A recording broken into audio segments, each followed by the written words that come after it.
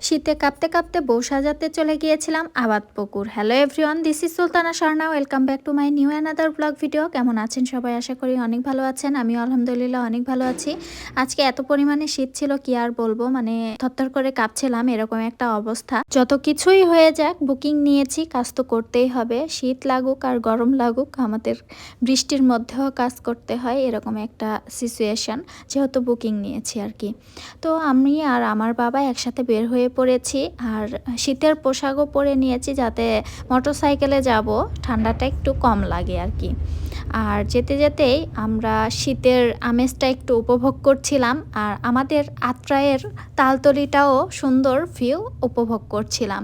এই জায়গাতে আপনারা কে কে এসেছেন অবশ্যই কমেন্টে জানাবেন, আমার তো অনেক ভালো লাগে। আমরা মূলত আজকে আবাদপুকুরের উদ্দেশ্যে বের হয়ে পড়েছি, আর আবাদপুকুর যাওয়ার জন্য আমরা নৌদুলি বাজার হয়ে মুশকিপুর বাজারে যাচ্ছিলাম।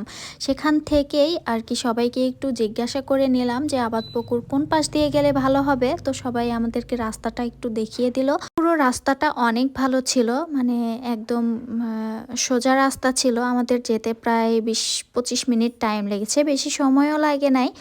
খুব কম সময়ে আবাদপুকুর বাজারে চলে এসেছি।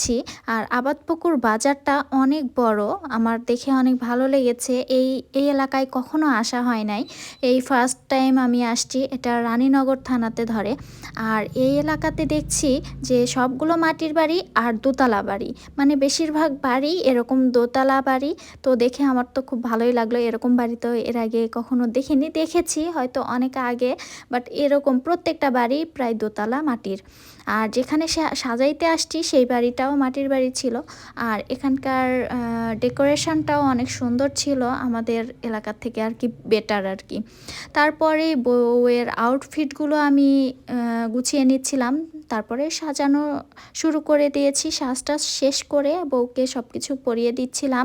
আর বউ মাসাল্লাহ অনেক কিউট ছিল। আর সাজানোর পর সবাই সাজটা এত পছন্দ করেছে কি আর বলবো, মানে বাসায় কাজ করতে গেলে একটু গ্যাঞ্জাম হয়, তারপরেও এখানে খুব ভালো পরিবেশ ছিল, আমাকে খুব হেল্প করেছে, গ্যাঞ্জাম হতে দেয় নাই।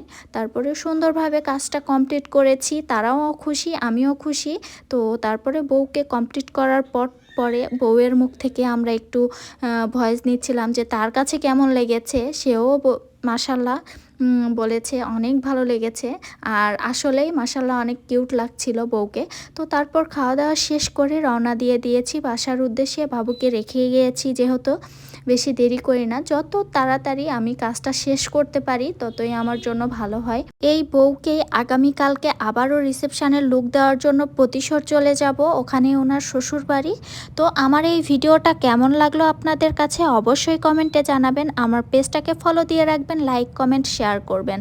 সবাই ভালো থাকবেন, সুস্থ থাকবেন। আল্লাহ হাফেজ। এখানেই শেষ করছি।